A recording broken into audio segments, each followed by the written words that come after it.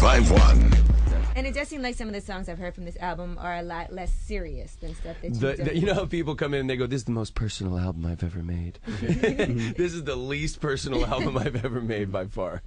What made it like that? You just wanted to have fun? Yeah, you know, I mean, because I always would put all my problems into my songs and try to like to use my music to go, you know, help myself get through my life and my problems. And then, so I'd start playing. I had 2 albums. I wrote about 30, 40 songs for the album, and I had about 10 fun, happy songs, and then about 20 depressing songs. Gotcha. So I'd start playing it for the wifey, you know, late at night. And she would start dancing around and put on her lingerie and everything's great. And then it would get to the sad songs and she'd be like, can we just go back to the top? And I was like, you know what, let's just cut out the sad songs because wifey doesn't want to dance around when they come on right now. Yeah, so. I saw an interview she did where she was actually reviewing your album and talking about what her favorite songs on the album she? were. Yeah.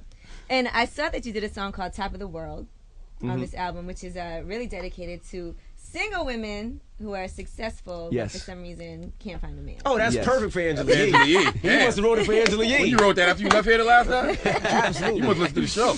Yeah, you know, I mean, it's actually a composite of different women that I know, you know, because, you know, women, you know, they work so hard and they want to accomplish all these great goals, just as men do, but then they get to a point where they've accomplished their career goals, but then some of them can be very hardened because they've had to fight, because men can be such jerks that they've had to fight so hard to get their spot that now they're a little hardened, you know what I mean? And then sometimes it makes it hard for a guy to come into their life because they've become so tough. That's Angela Yee. I mean? She can't find nobody. Yeah, well, trust me, she can find plenty.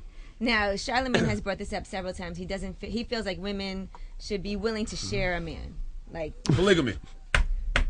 Because we don't have a lot of options. That's what he is constantly saying. I hope that's working for you in your relationship. You're like Robin's a great guy. That's selfish of you to be with one woman. You should and Paula's a great woman. Is it selfish for her to be with one man? I completely. I have to take your side on this, and that's been great for our relationship. Is as soon as you can treat your woman and know that your woman has the same thoughts, same desires, and everything that you do, then you can actually see where the relationship really exists. Because a woman can't tell a man all of her desires and all of her fantasies, because a man gets too jealous, but a man wants to tell the woman all his desires and act like, you know, that's fair. So for me and my wife, you know, sometimes when we get naughty, I'll let her say whatever she wants to say.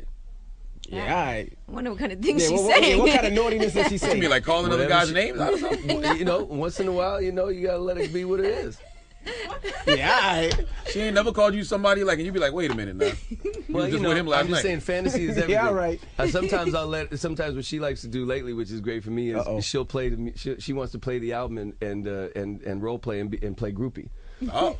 So she'll play groupie for me and say, I want to do it to your music and blah blah. I'm like, dude, this is fun. I like it. She wants to play like a brand new groupie or something. That way I don't need a groupie. Does she ever get jealous of some of your you know, fans, that women that approach you, maybe that are overly aggressive? We both get jealous of each other because we're madly in love. The day you stop getting jealous, you're not in love no more. You know what I mean? And now we get jealous. It's a controlled jealousy. It's not an angry jealous. It's kind of like a get over here and, you know, do something about it. Right. Is she your gauge when it comes to your music? I mean, Pharrell's going to probably always say it's hot if he did it, but like. Well, no, actually, Pharrell. You know, the thing about Pharrell is, even though he helped, you know, mentor me and help me get me out there and stuff, he never even hears the album before I put it out. Like he's not really that involved in the executive production process.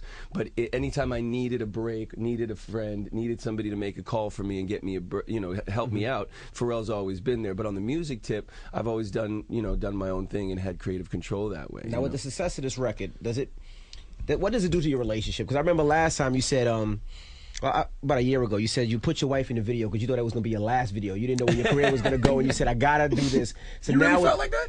Man, you always get you're always on that. You know, you never know in this business, you know, and I think that's what keeps me on edge is to always be a little bit afraid is what makes sure that, you know, the reason a record like Blurred Lines happens is because I'm always afraid I might be at the end of my career, you know, and that's why you keep making sure you're giving I think every album has to be as if it's your very very first album. Right. It has to be if this is the introduction of my music. I can't rest on my laurels. I can't rely on any past experiences. This has to be the best thing I've ever done. But do you poke your chest out just a little bit now to wifey? Right now? So like the wifey be like, yeah. Look at that, Charlamagne. Yeah, there you go. No, not. You know what? The great thing is that she's been her because we're not like she's a lawyer and I'm in business or something. We don't understand each other's business. We are always walking together, supporting each other. If I need a pat on the back or some extra love, and she's the first one to give it to me. And if she needs it, I'm right there for her every night. And if I need help with a song or a lyric, I mean, she's probably helped me write 10 songs that I didn't even give her any credit for because she fixed a line there or said you should write it about this. So she's just my partner in every single way. I saw you guys on the red carpet for the Two Guns movie. Oh yeah. And they said that she blew you out of the water, the way that she was dressed and everything. Well, I mean, that's not hard to do. And everything, yeah. It's not hard to do. They were saying she was a little tipsy at the BET Awards too. Like y'all having a real party. Well, we were definitely having fun. But the thing about her is that a lot of people, they go out there and they're just kind of boring and they introduce things. Like she's an entertainer. She really sees it as trying to put on a performance. Gotcha. You know what I mean? So she wanted to go out there and do something different. And and some people might go, oh, she looked like this or that. But that's what we do at the house. We try to make sure that it's something memorable happens, something entertaining. Even if you might go too far, it's got to be entertaining. Right. You know what I mean? So that's just how we work it in our house. I've seen Robin and Paula out and about before, and they look like they have a good time. Randomly. Like the funny part is that we're definitely not faking the good time. That's for sure. Now, are there any rules at all? Like she does movies. Is there where you can't kiss like this? You can't use your tongue. Oh, or you come can't on. No rules. No rules? Because the new movie. Actually, this is funny because I'm getting all this flack for having boobs in my video, right? And her new movie, Two Guns, she shows her boobs, right? And it was shows her boobs. Oh, no, like beautiful, like specialities. Wow. And Charlamagne trying to picture it right now.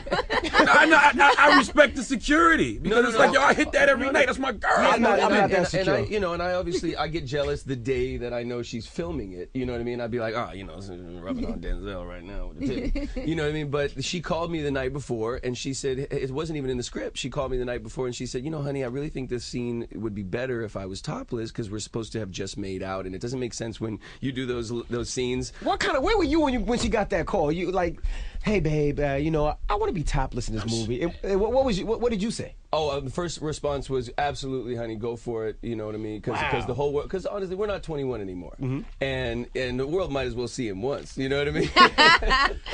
and she approved the Blurred Lines video, and she thought it was great. I mean, she supported me. But you wasn't naked. I approved that first. See, she got approval before I got approval, so the love resonates. But I think the most important thing is that her and I have been through so much together. When you get to that point, these are the littlest details in our relationship. Like when you go through the crazy stuff together and you got a baby, that's my baby mama. You know what I mean? It's 20 years you guys have been. 20 years, that's my baby's mama. You still got to pull Denzel to the side though. The great thing is Denzel is obviously married to an amazing woman and Denzel is the most respectful person in the world, and him and I have our own what's up homie friendship. So at least I felt secure in that. I don't know if it might be some other young boy, what I mean, some Ryan Gosling. Channing Tatum might be a different story. Yeah, I might have to walk up on set and be like, what up, Tatum?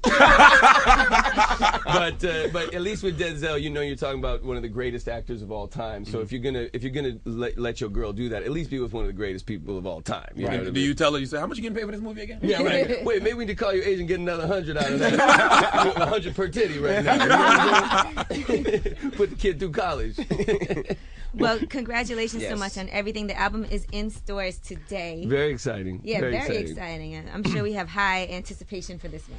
Well, I'm just as you can see, I'm really just riding high and having a great time, and very grateful for what Blurred Lines has accomplished. So, well, we wish you the best. Next time you're in town, you got to stop on through. Always, and shout out to Pharrell and T.I. and everybody who was involved in the album, and thank you guys so much. We got to get Pharrell up here, man. We got to pick Pharrell's brain, man. We got Timberland up here. We got to pick Pharrell's brain. Pharrell talks like he's on Mars all the time. He's always got some poetic way. He's the most poetic speaker. I love that guy. Absolutely. We'll get the little planetary stickers from Target and put them all over the walls for him. He'll just be like, is the legend of the Phoenix is what made me wear this outfit today. It's the Breakfast Club. It's Robin Thicke. Good morning. Real people, real celebrity, real talk. Join the Breakfast Club. Blast off in your ear. Weekday morning, 6 to 10. Only on Power 105.1.